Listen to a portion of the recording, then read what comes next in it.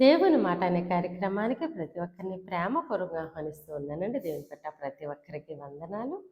సిస్లత YouTube ఛానల్ని subscribe చేయండి, like చేయండి, షేర్ చేయండి. మీ యొక్క ప్రేయర్ రిక్వెస్ట్ని కామెంట్ రూపాన తెలియచేయండి. ఈరోజు దేవుడు మన కొరకు సిద్ధపరిచిన ఆయన శ్రేష్టమైన వాగ్దానం చూద్దామండి. యోహాను సువార్త 10వ అధ్యాయము 11వ వచనము. నేను గొర్రెలకు మంచి కాపరిని, మంచి కాపరి గొర్రెల కొరకు తన ప్రాణము పెట్టును. ఆమేన్.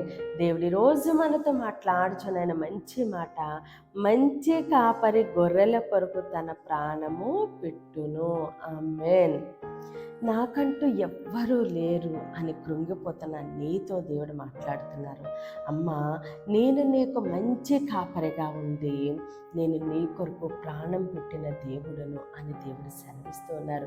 కాపరి ఎలా అయితే గొర్రెల్ని సరైన మార్గంలో నడిపించి సమృద్ధిగా పోషించి వాటిని కాపాడి రక్షించి వాటిని ఎలా అయితే భద్రంగా కాపాడుతారో అదే విధముగా దేవుడు కూడా మనకి కాపరిగా ఉండి ఎలాంటి సమస్య వచ్చినా, ఎటు నుంచి ఎలాంటి అపాయము మన మీదకి వచ్చినా, అది ఏ కష్టమైనప్పటికీ, అనారోగ్యమైనప్పటికీ, ఏదైనప్పటికీ కూడా దాని నుంచి దేవుడు మనల్ని తప్పించి రక్షించి కాపాడి సమృద్ధిగా దేవుడు మనల్ని పోషిస్తూ ఉన్నారండి. కాబట్టి ఆయన మన కొరకు ప్రాణం పెట్టిన దేవుడు. ఎవరు ప్రాణం పెడతారు అంటే ఎవరైతే ప్రాణంగా ప్రేమిస్తారో వారు మాత్రమే ప్రాణం పెట్టగలరండి. చాలామంది ప్రాణ స్నేహితులు అని చెప్తా ఉంటారు, కానీ వాళ్ళు ప్రాణము పెట్టలేరు.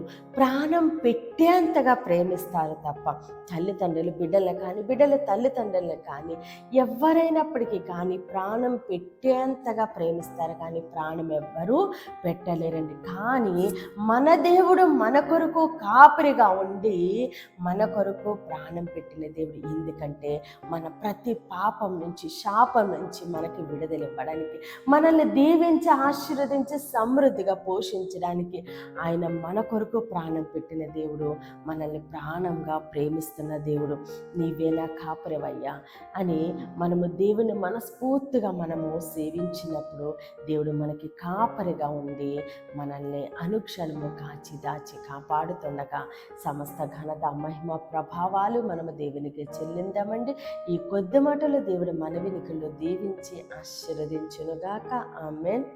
ప్రేర్ చేసుకుందామండి. అందరు కన్నులు మూసుకుని ప్రేర్లేకి ఉంచండి. మహోన్నతుడ, మహాగణుడ, పరిశుద్ధుడానికి స్తోత్రాలు వందనాలు తండ్రి. ఇచ్చిన ఈ వాగ్దానం మా జీవితాల్లో నూరెంతలుగా ఫలించునుగాక. దైవజనుల వారి కుటుంబాలు, సంఘాలు, పరిచర్యలు యేసు నామములను దీవించబడునుగాక. యెరూషలేము యేసు నామములో క్షేమము కలుగునుగాక. ఈరోజు పుట్టినరోజు, పెళ్లి రోజు జరుపుకున్న ప్రతి ఒక్కరికి సంవత్సరం ఒక ఆశీర్వాదకరంగా ఉండునుగాక. అనారోగ్యంతో బిడ్డలు వేసినములు సంపూర్ణ స్వస్థత విడుదల కలుగునుగాక. మాటలు రాని బిడ్డలేసినంలో ధారాళంగా మాట్లాడుదురుగాక. నడవలేని బిడ్డలేసినంలో లేచి నడుచుదురుగాక. చిన్న బిడ్డల చుట్టూ, ఆడబిడ్డల చుట్టూ, ఎవ్వని బిడ్డల చుట్టూ వేసినంలో అగ్ని కంచె ఉండునుగాక.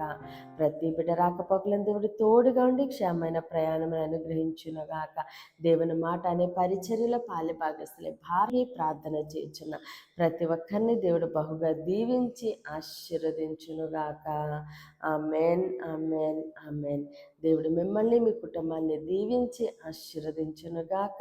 ఆమేన్.